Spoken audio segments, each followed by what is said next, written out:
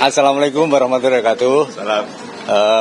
Marilah kita panjatkan bersyukur kehadirat Tuhan Yang Maha Kuasa karena pada hari ini masih diberikan kesehatan dan panjang umur. Yang kedua, terima kasih kepada rekan-rekan media. Sangat luar biasa dukungan kalian kepada tim 9 utamanya terkait dengan penanganan perkara X Jampisus terus berlanjut. Bahkan sesuai dengan penyerahan 3 perkara dari penyidik Polda dan Kortas, kami pelajari hampir 2 minggu sampai hari ini, mungkin keluar lebih dari 2 minggu. Kami tetap bekerja dari segi teknis, mengasesmen seluruh alat bukti yang ada, mengasesmen barang bukti yang ada. Kebetulan kita ketahui bersama barang bukti yang telah diketemukan itu di ujung, sehingga belum ada saksi yang diperiksa waktu itu. Tetapi akhirnya pada tanggal 20 kemarin kita menerbitkan sprindik nomor 3 terkait dengan dugaan tindak pidana TPPU. Dan seharusnya pada tanggal hari Rabu kemarin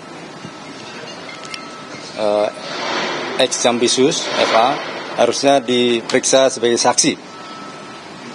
Nah, di titik ini nanti mohon jangan ada bias disampaikan kok menjadi saksi, karena ada sprindik baru untuk kebutuhan pemeriksaan, sehingga kita pastikan sesuai dengan putusan MK 21/2014 harus diperiksa lebih dulu. Demikian juga praktek peradilan setelah kuhap yang ada, ternyata ada putusan peradilan di Kupang bahwa siapapun harus diperiksa, dan tiba-tiba ditentukan statusnya yang berbeda, maka penetapannya tidak sah.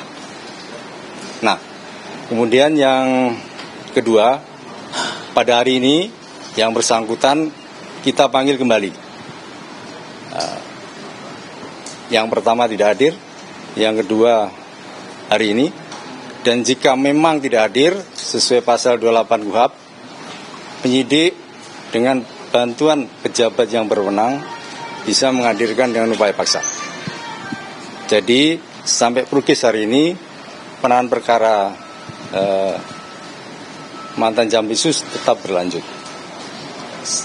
Kenapa terbit sprindik baru? Itu untuk memastikan barang-barang bukti yang telah digeledah ditemukan oleh teman-teman Kortas dan Polda akan menjadi pertimbangan tersendiri, sehingga terbitlah sprindik TPPU. Nah, ini penting. Yang ketiga, mohon maaf ini sebelumnya, banyak pakar yang menyampaikan bahwa pelimpahan itu tidak ada dasar hukumnya, bahwa Kejaksaan Agung selaku penyidik pernah menerima penyerahan kasus Asabri. Pernah dengar kan? Nah, kebetulan yang menerima pada saat itu saya sendiri selaku koordinator di PISUS. Kalau nggak salah waktu itu ditangani oleh Asabri oleh pihak Polda Metro. Untuk kecepatan maka kita terimalah itu.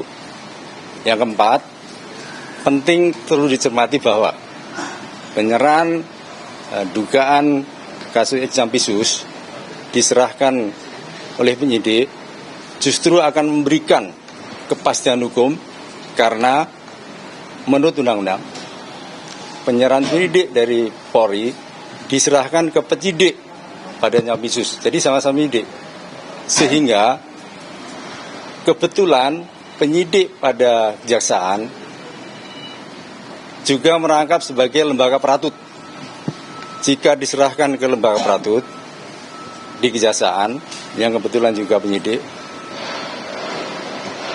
mudah-mudahan ke depan tidak bolak-balik, karena menurut Undang-Undang 31/19 korupsi adalah perkara yang harus didahulukan. Nah, alasan hukum seperti itulah sehingga penanganan perkara oleh penyidik pada Sambisus sangat argumentatif dan secara hukum bisa diterima. Yang pertama karena pernah kita menangani Asabri penyerahan dari Polda Metro. Nah, yang menjadi penting adalah di Lakumbab yang baru kita harus tetap sinergi dengan penyidik, apalagi dalam penanganan kasus ini. Nah, nanti progres selanjutnya akan kita sampaikan.